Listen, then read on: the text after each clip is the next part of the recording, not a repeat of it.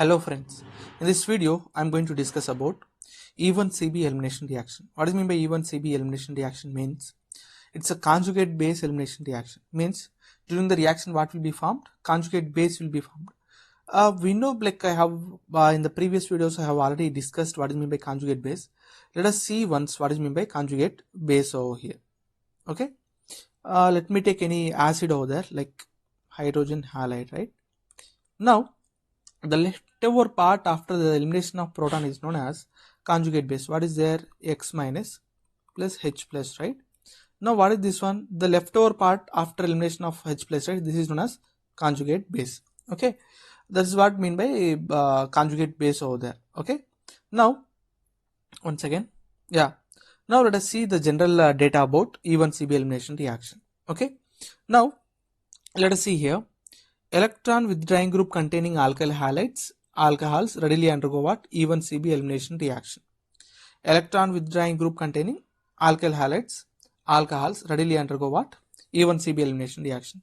Why electron withdrawing group containing alkyl halides and alcohols readily go E1CB elimination reaction? Since the reaction is non-concentrated reaction, intermediate is present. What is the intermediate? Intermediate is going to be carbanion. How the carbanion will be stabilized over there? With the electron withdrawing group. Okay, if we haven't seen the previous videos of stability of carbanion and all those things from the electron displacement, if possible I leave this video in the cards, just go through it. Okay, yeah. Now let us say the general reaction, how the reaction takes place over here. How the reaction takes place. This is the substrate over there. This is the substrate. What happens with the substrate is that this particular base abstract the proton over there. After a proton gets out over there, what happens?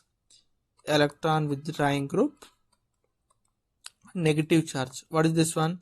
This is the leftover part after this. What the proton, right? That is a conjugate base. This is the conjugate base of the respective this one substrate over there. Okay. Now over here the intermediate is carbanion, right? This intermediate will be more stabilized with the electron withdrawing group. Why carbanion will be stabilized with the electron withdrawing group? Since the charge is negative, right? The magnitude of charge decreases in the presence of electron withdrawing group. Since electron's movement takes place towards the electron withdrawing group, magnitude of the charge decreases and stability of the intermediate increases. We know in the organic reactions, right? What is this? Rate of the reaction directly depends on the stability of the intermediate. Since the stability of the intermediate is going to be carbanion, right? Stability of the intermediate increases with the electron withdrawing group, and the rate of the reaction also increases. That's what electron withdrawing group containing alkyl halides and alcohols readily undergo E1CB elimination reaction. Okay, let us see the next step over here. What is the next step over there? What do we have? We have a negative charge over here, right? We have a negative charge, right? This negative charge donates electrons here. The group gets out over there, something like this. After this, what will be formed over there? There will be a alkene, electron withdrawing group, double bond. This is what the product, right? This is how the reaction takes place. That's what this is undergoing through the conjugate base, right? That's what this reaction is known as E1CB or E1 conjugate base elimination reaction. Okay, this is how the reaction takes place. Now let us see some of the conditions over here, how the reaction takes place. We have a alkyl halide, aqueous KOH and alcoholic KOH, right? Let me write the product based on that I'll explain. Okay. Now what is the difference between these two? One is in aqueous solution and another one is alcoholic solution, right? Now relatively, right, this particular alcoholic KOH is going to be the good base over there. Okay, I'll explain what is this like basicity and nucleophilicity. I have already discussed in the nucleophilic substitution reaction first video. If you didn't see, I'll leave if possible I'll leave this particular video in the card. Just go through it. You would come to know the what is meant by good base and nucleophile over there. Okay, the first step, right, with the aqueous KOH, what happens is that instead of elimination, substitution takes place. What substitution takes place? In the place of Br, OH group will come and substitutes over there. Okay, but with alcoholic KOH or alcoholic NaOH, what happens is that elimination takes place. Okay, based on this, let me give you a simple data over there. Okay, very important data. Nucleophiles that are strong base, means comparatively strong bases, favors elimination reactions over substitution. Now where the elimination reaction is taking place here, right? Why it is taking place means if you compare these two basic nature, right, alcoholic KOH is going to be the more basic comparatively with the aqueous KOH. Okay, that's what as I have already mentioned, nucleophiles that are strong bases favors what? Elimination over substitution. Nucleophiles are bases that are bulky. If the size is going to be bulkier one, right, then they favors elimination reactions over substitution reaction. These are the conditions for the elimination reaction. And high temperature also favors elimination reaction. High temperature also favors elimination reaction. Now let us take certain alkyl halides over there which are going to be what? More reactive towards elimination reaction. Absolutely alkyl iodide and followed by bromide and chloride and fluoride. Why this particular order means what do you have to say? Since iodine group is a good leaving group, right, what happens? They'll readily undergo elimination reaction. Let us see some of the reactivity towards elimination reactions, right? Let me take some of the molecules over there. Let me take ethyl bromide, isopropyl bromide and tertiary butyl bromide. Okay, let me give 1, 2, 3. Out of these 3, right, what is the reactivity towards SN1 reaction? What is the SN1 reaction? It's an unconcentrated reaction, intermediate is carbocation, right?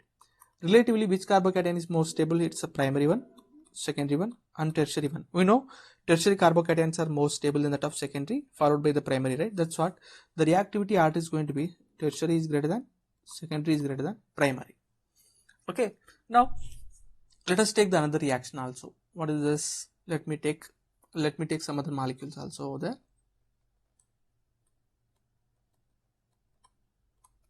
This is the first one.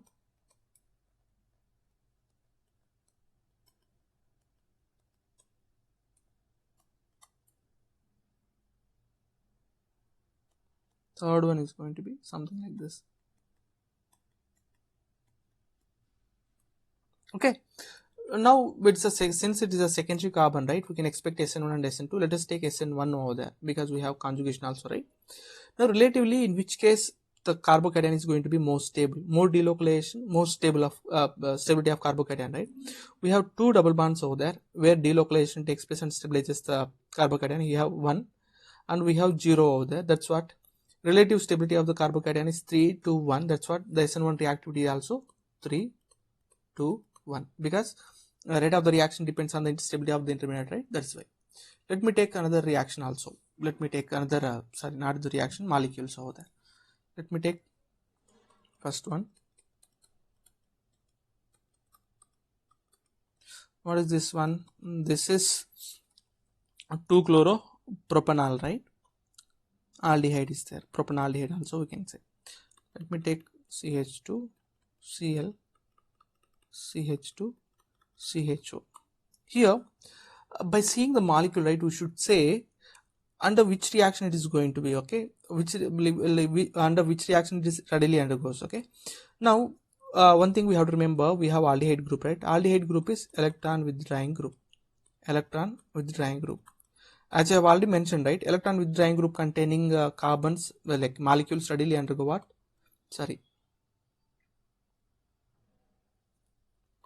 E1CB elimination.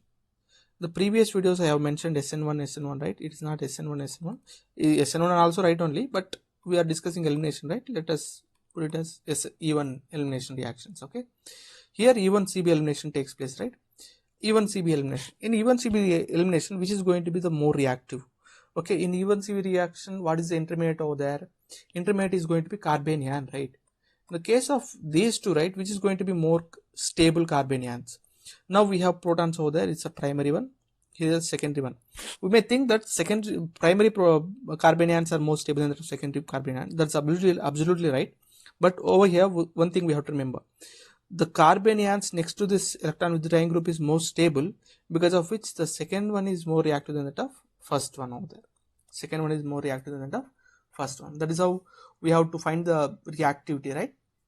And what is this? This is all about E1CB reactions and some of the reactivity towards elimination reactions.